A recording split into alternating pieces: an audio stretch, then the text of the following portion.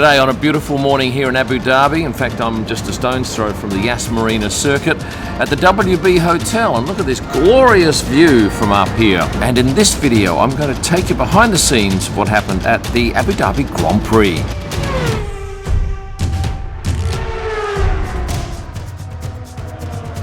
After a hectic 4 days out at the Yas Marina circuit, I can now bring you up to speed with what I observed with my own two eyes. And we had a lot of drivers' wives and girlfriends at the track this weekend. We had Max and Kelly, we had Checo and his wife Carola. I didn't see her at the track, but I did know she was here in Abu Dhabi. Charles and Charlotte, along with Charles' mum, Pascal, was there. Carlos's girlfriend, Isa Hanez, was at the track, along with Carlos's mum and his dad, of course. George Russell's girlfriend, Carmen Montero Munt, was there. Interesting story too, on Sunday, Carmen came in and I took some pictures of her, and you can see she's holding her scarf across her chest. Well, about 10 minutes after I took these pictures, she came out and she said, "Kim, can I look at your photos? I had a wardrobe malfunction as I came in." I said, "What do you mean?" "Well, my top was way down." I said, "Get out." She said, "I hope you haven't got any photos of that." Turns out that was some seconds before I started photographing her, but she was most worried that those pictures would end up on the internet. Esteban Ocon was with his girlfriend, Elena Berry, and I did notice that she changed out of this outfit she was wearing to another one later in the day because it was simply so hot, she told me, at the track, and she didn't have to tell me that. It was very warm, particularly on Saturday. Fernando Alonso's girlfriend, Andrea Schleger, was at the track, but she was working with Austrian TV. Pierre Gasly introduced us to his new girlfriend, Kika. This was the first time I've seen the pair in the paddock together. And my post on Friday of the pair coming in was one of my biggest, with over 50,000 likes. Not my biggest post. What was that? I'll get to that a little later on. But it does involve Sebastian Vettel, who was there at the track with his wife, Hannah. Kevin Magnussen's wife was at the track. I saw her, chatted with her briefly, didn't take a photo, but this is what Louise looks like.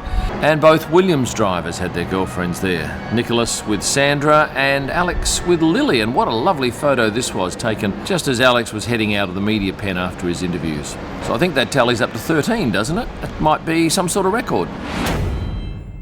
Let's go back to Thursday, and Red Bull had their team photo session, and I couldn't believe how comfortable both Checo and Max were in front of the world's media, getting on like nothing had happened. And of course plenty had happened in Brazil, and there was much angst, and certainly the fans fired up, mainly at Max, over that decision of his not to give the position to Checo. It was a tough one for PR, and it looked very much like the drivers had been given a very thorough briefing on what to say. The fact that we'd had a chat and it's all back to normal, and they pretty much stuck to the PR line, although I think a lot of you perhaps haven't bought that. Oh, and halfway through this shoot, somebody fell off the back of the platform in a screaming heap, and there was thankfully no injuries done. In the end, it was quite a humorous situation, but it had the propensity to turn out quite nasty. Yes, it was Seb's final race, and the whole weekend was pretty much focused around that theme, and I'll be doing a separate video on Seb's last race in the next 7 days if you're watching this upon release. Lando and Carlos came in casual gear, as a lot of the drivers do on Thursday. I believe they'd been out playing golf prior. Let's jump now to the Friday. I mentioned that Pierre was with his girlfriend at this race. This is Francisca, or Kika as she's known. And on Saturday they colour coordinated their wardrobe. FP1 was interesting because we had, for the first time, 8 rookie drivers driving. Lando gave up his seat to Pato O'Ward. Oh, and I did another interview with Pato, and that'll be coming up shortly in a YouTube video for you. Nicholas Latifi gave his seat up for Logan Sargent. Liam Lawson drove Max Verstappen's car. Mick Schumacher sat out for Pietro Fittipaldi. Lance Stroll gave his seat up to Felipe Drugovich. Jack Doohan drove Fernando Alonso's car, Robert Schwartzman drove Carlos's Ferrari, and Robert Kubica sat in for Zhou Guanyu. And thankfully for all of them, none of them put their cars into the wall. This was my 100th race. My first race was Melbourne of 2017, and since then I've shot 100 races. I think I've only missed 4. I'll stand corrected. But to celebrate, I'm giving away this signed Kimi Räikkönen print. All you have to do is leave a comment on this video about why you'd like to win the print. I will select one of those comments at random on the 29th of the month, November. So what you need to do on the 29th or the 30th or 31st is to come back to the post, have a look at your comment and see if I've asked you to contact me. If I have, and it's me, genuinely me, not a scammer, you'll win that Kimi Räikkönen hand-signed print. On Saturday, the hottest of the 4 days, we had Daniel Ricciardo taking photos of us photographers waiting for him, and then I followed him a little bit on. I said, how about a one-on-one photo? So he shot me shooting him. And on Sunday, he decided to photograph Lando having breakfast. What does a F1 driver have for breakfast? Well, this one has this. Also on Saturday, Günther Steiner signed 50 of these prints. Not only did he hand sign them, he hand numbered them as well. And you'll be interested to know that 50% of the proceeds will go to a charity in Australia called Careflight. They do some amazing work. Great to see Oscar Piastri back at the track. He kept a very low profile while all that drama blew over about him taking Daniel's seat. Great to see the Alpine technicians and crew coming up and saying hi and welcoming him back. What about celebrities over the weekend? Who do we have? We had a number of cricketers, including a handful from the English cricket team. We had legendary West Indian cricketer Chris Gale, Will.i.am from Black Eyed Peas, and I can tell you that Will has a permanent pass given to him by Stefano Domenicali. Will Arnett, Job from Arrested Development and various other roles, was back again doing his podcast on Sunday. Usher caused quite a stir on the grid on Sunday. Here's a Bollywood actor too, colourfully dressed. We had the current men's 100-metre gold medal winner, Lamont Marcel Jacobs. Khaby Lame was there on Saturday, and if you're not familiar with him, he has a huge following on TikTok and social media and is worth a look. I've mentioned Seb leaving, Nicholas Latifi leaving, Mick Schumacher. He was hard to find over the weekend. He did actually go and run the track with Seb on the Saturday night, and I'll go more into that in a video I'll do later in the week about Seb's last days. This was the first time that Nico Hülkenberg's been in the paddock this year as a confirmed F1 driver for next year.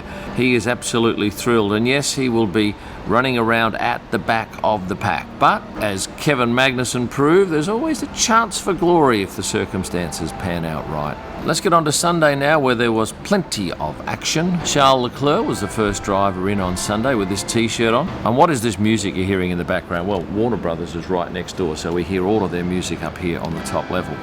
Yes, there was some tension in the Williams camp on Sunday because Jos Capito was watching the race, the F2 race, because Logan Sargent needed a certain number of points to get his super license. And did he do it?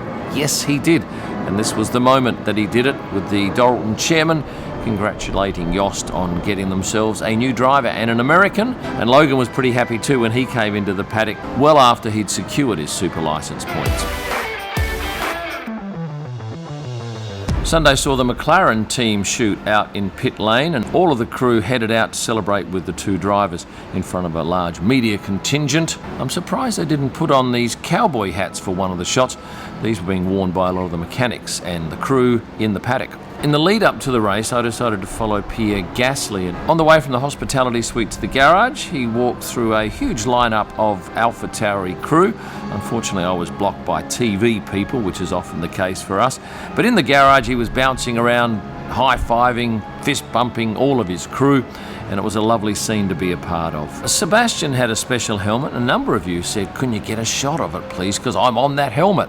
It was a little bit tricky because I'm not allowed to touch the helmets, but this is what that looked like when it was on the ground while Seb was doing his interviews pre-race. And then we had a race which Max Verstappen won easily. Checo was obviously disappointed not to beat Charles Leclerc home because that cost him second in the championship. And after the race, instead of going out and filming the main three and the podium, I decided to hang around the back of the FIA garage where you get the drivers coming out, and there was no other media there. I had the whole lot to myself. But after a while I realised Sebastian didn't come out that entrance. He, as you probably know, did donuts out on the track, and they interviewed the man.